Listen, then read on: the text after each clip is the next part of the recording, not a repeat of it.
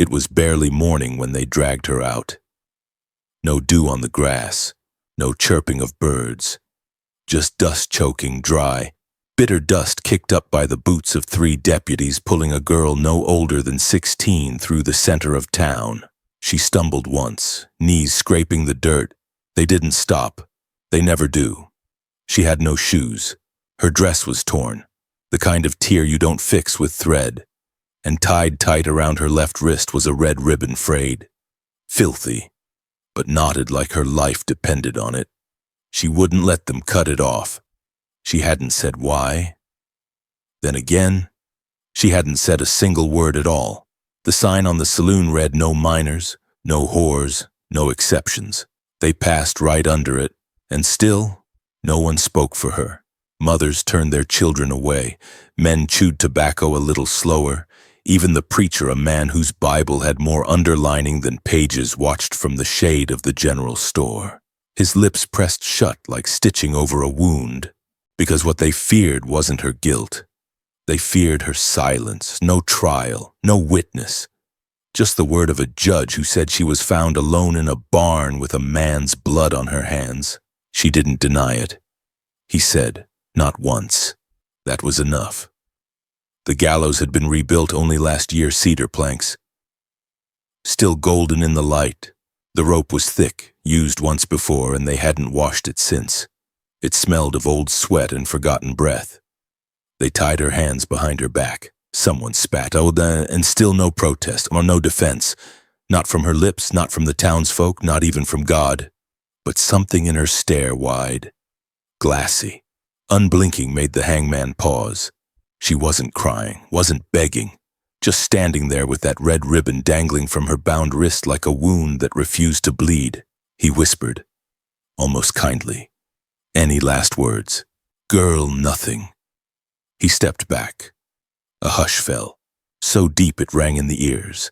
Then just as he reached for the lever came the sound no one expected. A crash, glass exploding from a second-story saloon window. And then laughter, slurred, broken, from a voice no one respected. He stumbled into view, a cowboy with more liquor than blood in his veins.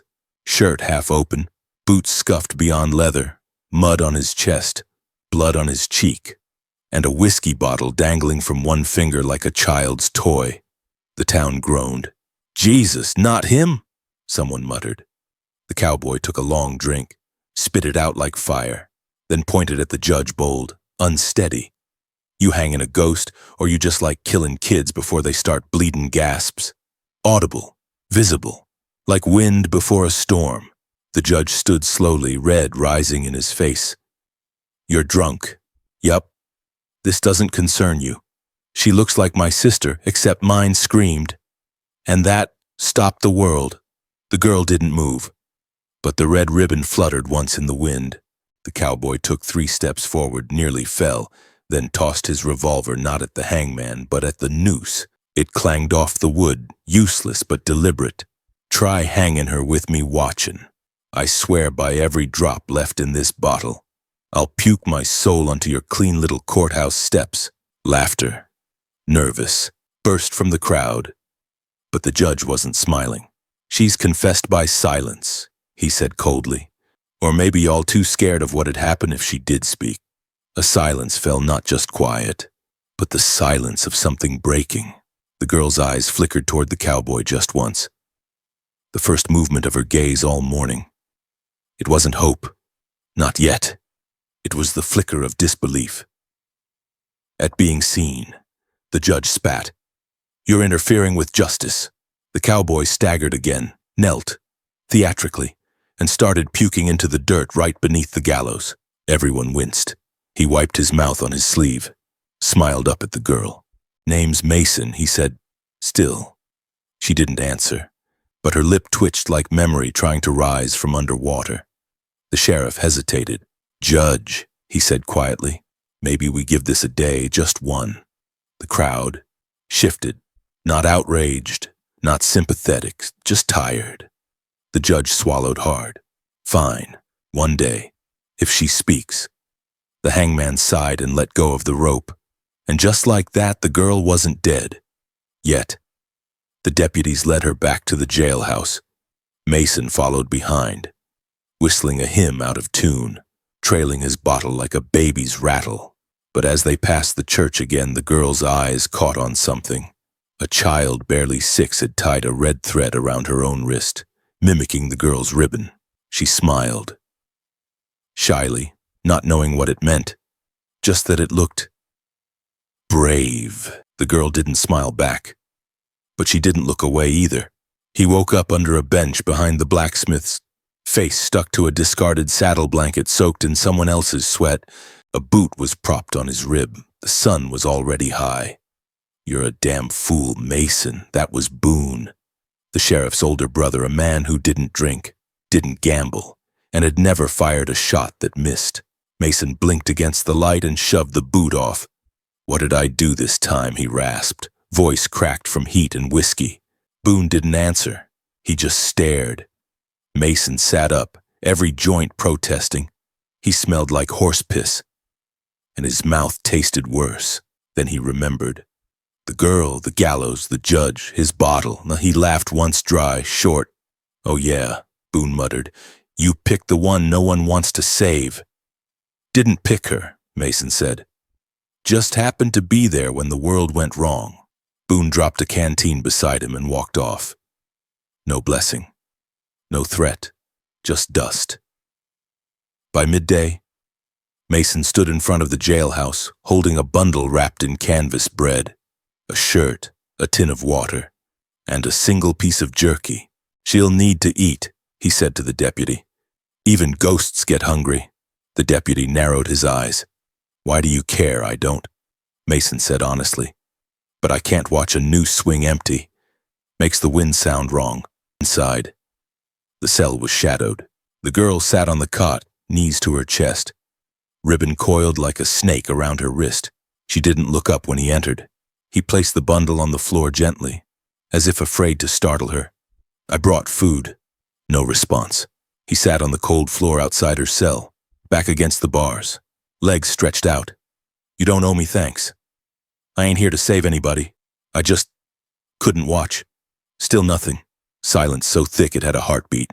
He took a swig from a different bottle, not whiskey this time, just well water with a hint of rust. "I knew a girl once," he said. 13, red hair, mean as a rattler. My sister. Name was Rosie." That name made her flinch. Just a muscle twitch, but it was something. She went quiet too. After what Pa did. Wouldn't speak for a year. One day she cut her own braid off and burned it. The silence wasn't enough. She had to kill the part that still looked like her. He closed his eyes. She died at 16, fever. Never did say much again. He didn't expect comfort, didn't deserve it. He just let the silence stretch again, raw and dry. After a long while, the girl stood. Slow, measured. She walked to the bars and looked down at the bundle, then looked at him. Her lips parted. Not a word. Just the faintest exhale, like breath that hadn't been used in too long. Mason whispered, "You don't need to speak, but you need to live." She stared at him, not with gratitude, not with fear, with disbelief, like no one had ever said that to her and meant it. He stood up. "They're gonna come tomorrow. If you ain't talking by then, they'll tighten the rope anyway." He reached for the bars, hesitated, then slid the ribbon from her wrist through the gap. Just a little, just to hold it for a second. It was stained, faded, but strong. "Funny thing about red," he said. "It don't run easy. Takes a hell of a lot to wash it out." He gave it back, gently, that night. Mason stayed outside the jailhouse door, dozing upright, shotgun across his lap. No one told him to stay. No one asked him to leave, because no one else cared enough to risk standing there. And for the first time, the judge hesitated, because drunks were easy to dismiss, but drunks who stood watch in the sun, they were unpredictable. The next morning came faster than it should have. Birds called low, the wind shifted, and with it came a sound Mason hadn't expected. Not a voice, a knock soft, fonode from inside the cell. He stood and peered in. The girl was up, dressed in the clean shirt he brought, ribbon still tied, when she didn't speak, but she pointed to him, and then to herself, and then to the door. The deputy opened it. "She wants to go with you?" he asked, eyed incredulous. Mason nodded. "Yeah." The judge arrived moments later, fuming. "This is obstruction. I will not allow." "She ain't said a word." Mason interrupted. "Ain't that what you wanted? She's not speaking. Just walking." The judge hesitated. "Where nowhere you can follow." And with that, Mason turned girl behind him and walked out of town like it was on fire. The cart was a rusted skeleton of metal and memory. It sat 2 miles outside town, crooked on the old rail track that led nowhere. The wheels were fused with dirt, and half the roof had caved in from a storm 3 winters ago. But it was dry, and dry meant safe. Mason led her there, step by step, never once looking back to see if she followed. He didn't need to. He could hear her bare feet over gravel, the soft rhythm of breath trying not to shake. He kicked open the rusted door. A bird flew out. "Home, sweet hell," he muttered. She stepped inside, looked around. There were no windows, just light slipping in through the broken roof, striping the floor like prison bars. She sat in the farthest corner, knees pulled in, arms wrapped tight. Mason set down the only things he'd brought: a blanket, a tin of water, half a bottle of whiskey, and a matchbook with 3 matches left. He handed her the tin. She didn't take it. He placed it gently beside her and sat at the opposite wall, spine against iron. "You don't have to say anything. Hell, I don't even know your name." Still silence. He took a swig of whiskey, hissed at the burn, then poured a few drops into the dust between them.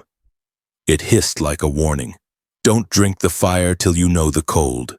She looked at the tin, took it, drank. The silence wasn't gone, but it softened, became something shared.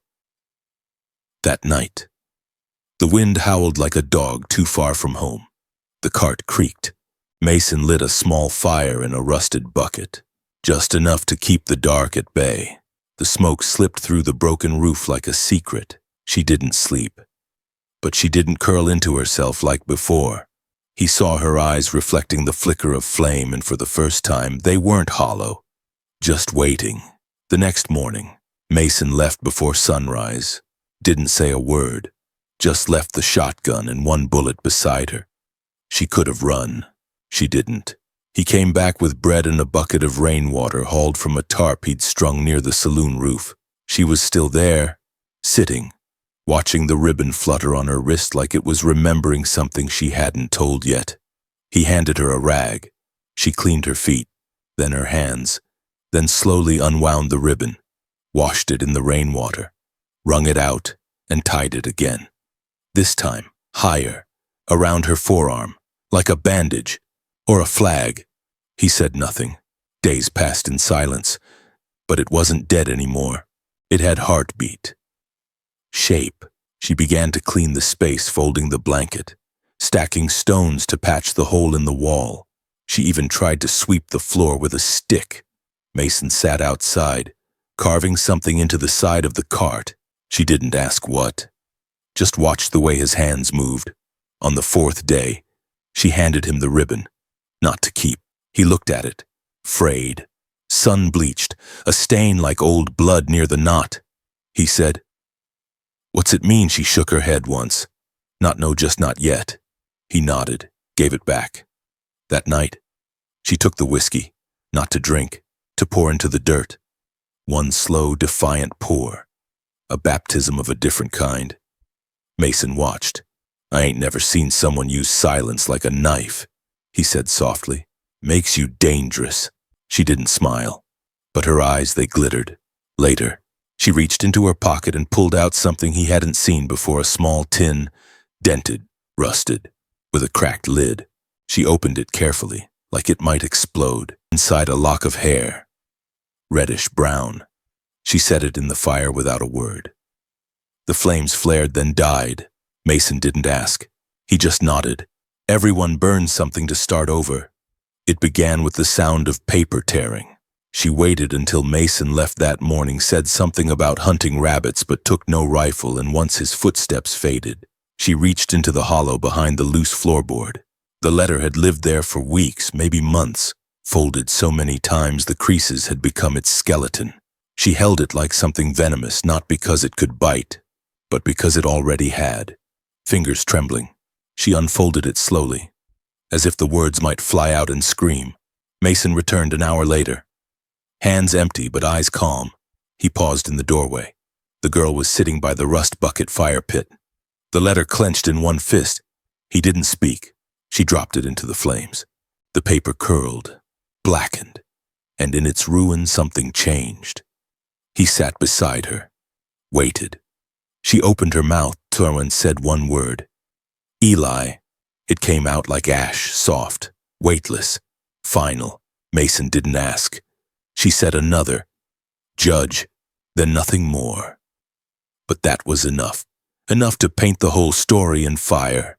Later, when the flames had died and only embers whispered, she held out the tin box, the one that had once held the lock of hair. Inside now a ring, gold, bent, still stained. She placed it in his hand. He looked at her, at the ribbon, at the scar peeking from her collar. He understood.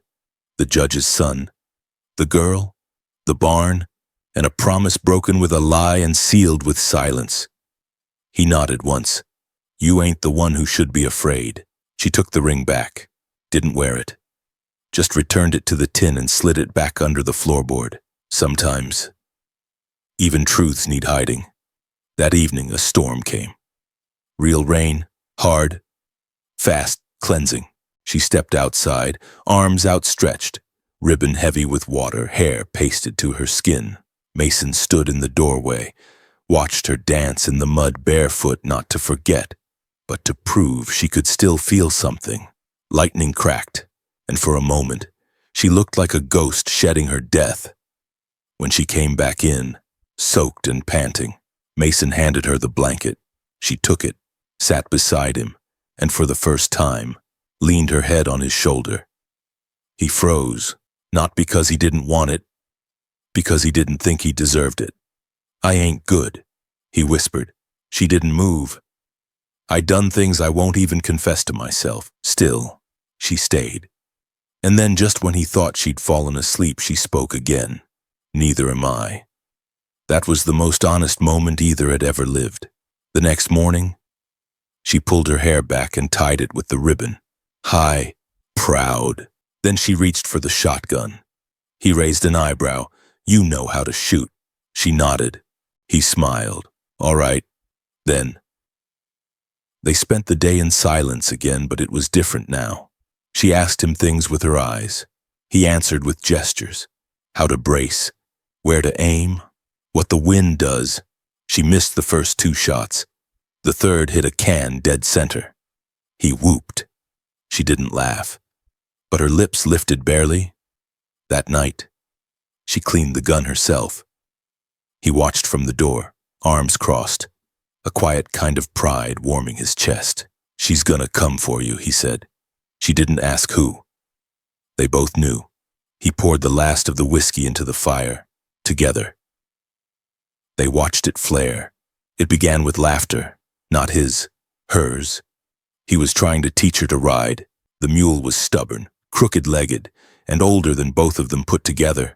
She climbed on, slipped off the other side, landed in the mud, and burst out laughing, sharp, sudden, reckless. Mason froze mid-reach. He hadn't heard her laugh before, not once, not even a chuckle. It was the kind of laugh that sounded stolen, like it didn't belong to her. But she was taking it anyway. And in that moment, she wasn't the girl who'd nearly been hanged. She was just young. She rolled onto her back, face to the sky, ribbon tied now around her neck like a choker. Bold, proud, Mason offered a hand. She took it. The contact lingered longer than it needed to. That night, they sat close by the fire. She was tracing shapes in the dirt with a stick, not letters, not symbols, just motion. He was whittling something small, too small to see. I ever tell you, he said slowly, How I got the scar on my shoulder. She looked at him. No, she whispered. Wasn't in war. Wasn't in a duel. Was a woman. Shot me clean through with a derringer because I said I loved her after only 2 days. She blinked. Did you? He nodded. I did. Did she love you? He shrugged. For about 6 seconds. Then she remembered who I was. She tilted her head. And who are you? He looked into the fire, eyes soft. Nobody worth shooting for again. She stared and said, quietly, I might. It wasn't a confession, it was a warning. Love without permission is the most dangerous kind. It creeps in sideways, not asked for. Not deserved, but once it's there, it's wildfire. The next morning, she cooked. Not much, just coffee and a slice of rabbit meat so dry it fought back, but it was effort. Intention. He sat across from her, watching the steam rise from the tin cup. Why are you still here? She asked, eyes lowered. He took a sip. Because I'd rather be here with you even if it ends badly, than out there where nothing starts at all. She looked up then, and he saw it. Not fear, longing, like someone who'd been thirsty too long but forgot what water tasted like. She reached for his hand, fingertips only. He didn't move, didn't breathe, just let her trace the line of his knuckles. He said, I don't want to save you. I know, I just want you to know you're already whole. She closed her eyes. In the stillness, something inside her broke, not in pain, but release. She leaned forward, forehead to his, breath steady, and in that moment it wasn't about rescue, it was about choice. Two broken things choosing not to break each other. Later that day, she carved something into the cart wall. He didn't look until nightfall. It was a bird, wings open, tail feathers wide, caught mid-flight. Crude, beautiful. She stood behind him, watching his face. It's me, she said softly. No, he replied. That's who you were. She smiled, small, tired, but real. Who am I now? He didn't answer. Instead, he placed something in her palm. A carved figure, tiny, rough, of a woman standing barefoot with a ribbon tied around her neck. She held it like a treasure. But then a sound outside, distant. Hoofbeats. She stiffened. He went to the door, shotgun in hand. Nothing in sight yet. She came to his side. Will you run? She asked. He looked at her. Not unless you do. I won't. Then I guess I'm staying. They didn't speak again that night. But when she lay beside him on the floor, shoulder to shoulder, her hand found his under the blanket. No kisses, no promises. Just the quiet ache of two people who knew love wasn't salvation. But maybe, just maybe, it was still worth fighting for. At dawn, the wind carried dust that didn't belong. It came in slow, low thunder in the earth, too soft to hear but strong enough to feel in your bones. Mason opened his eyes before the sun fully rose. She was already standing by the door, barefoot, hair braided, shotgun in hand, the ribbon now worn like a badge tucked into her braid, crimson against dark brown. Mason stood beside her. No words, just silence, together. They watched the cloud approach. 5 riders. One wore black robes instead of a coat. The judge. Behind him a deputy, a hired gun, a preacher with hollow eyes, and Eli. The man from the letter. The man whose silence damned her. The one who watched her burn and lit the match. Her grip tightened on the shotgun. Mason spoke first. 5 against 2. She didn't flinch. 5 against 1, he glanced at her. She met his eyes. You taught me to shoot. He exhaled. Slow. Didn't mean for it to end this way. Then why teach me? He didn't answer. The riders stopped 20 yards away. Dust settled around them like smoke. The judge dismounted, boots hitting the dirt like a verdict. You've harbored a criminal, he shouted. Mason stepped forward. She's no criminal, she's a whore and a liar. Eli snapped. The girl didn't blink. Mason turned to her. Tell him. She stepped forward, voice steady. I didn't kill anyone. The judge narrowed his eyes, so he slit his own throat in a locked barn. She lifted her chin, he tried to make me. I ran. He chased me with the blade. Slipped, fell. Eli spat. You're lying. I have the scar, she said, and pulled her collar aside just enough to reveal the jagged mark. The preacher looked away. The judge didn't move. She refused to speak. He said coldly, We gave her every chance. She was 16, Mason growled. Silence is guilt. Then I hope you never go quiet in your sleep. Eli drew first fast, arrogant, but she was faster. The blast cracked the morning open, so Eli dropped. The preacher screamed. Mason shot the deputy. Chaos. The hired gun fired, grazing Mason's arm. The girl dropped, rolled, aimed again. One clean shot. Down went the gunman. The judge backed away, trembling. His robes caught the wind-black flag of a failed empire. You'll hang for this, he hissed. No, Mason said, stepping forward. You will. The girl raised her shotgun again. He flinched, but she didn't pull the trigger. She stepped closer, pressed the barrel to his chest, and whispered, You already know why I didn't scream. His face went white. She stepped back, turned away, and fired into the sky. The judge collapsed to his knees. She dropped the shotgun beside him. This was never yours to judge. They left the bodies for the vultures, buried nothing. By nightfall, they returned to the cart blood on their clothes, dust in their lungs. Mason sat by the fire, hand-wrapped, arms stiff. She boiled water, cleaned his wound, quiet, gentle. You're bleeding, she said. Not as bad as them. She smiled, then unbraided her hair. Let the ribbon fall loose. Mason caught it, held it up. Still red, always will be. He tied it back around her wrist. Not tight, just enough. The trading post sat at the edge of nowhere where the old rail line met the hills, and the hills turned to wild. It wasn't much, just the cart, patched with timber and canvas, now painted white with streaks of red along the base like war paint. A handmade sign swayed from the roof Eden. Carved by a drunk with shaky hands and a half-healed wound, Mason sat on the porch, whittling a chess set no one would ever finish. The girl, now a woman, moved inside, arranging tins of sugar, buttons, thread, and bullets along the crooked shelves. Trade was slow. People came for coffee, stayed for silence, left with stories. They didn't ask her name. She didn't offer it. But the ribbon around her wrist said enough.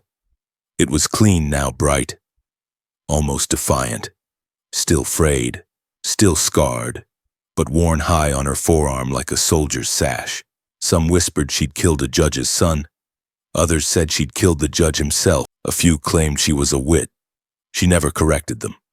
Power was quiet when earned right. One morning, a rider came young, pale, skittish. He dismounted, hands shaking, and offered her a letter. From town, from the courthouse, from the new judge. She read it once, then set it on fire. Mason raised an eyebrow. She said only, They can't summon ghosts. He smiled, fair. Later that evening, she sat by the door, feet bare, toes in the dirt. A little boy no more than 5 toddled up, holding a string. Tie it, he asked. It was a red thread. She took it, tied it around his wrist. Why red, he asked. She thought, said softly, So you never forget where you've been. He nodded like he understood. He didn't. Not yet. The boy ran off. Mason stepped out with a tin cup of coffee and handed her one. She leaned into him quiet, steady. I was ready to die, she said. I know. I thought silence would save me. It did. She looked up. No. You did. He kissed her forehead. I just stood where no one else would. She nodded. That's enough.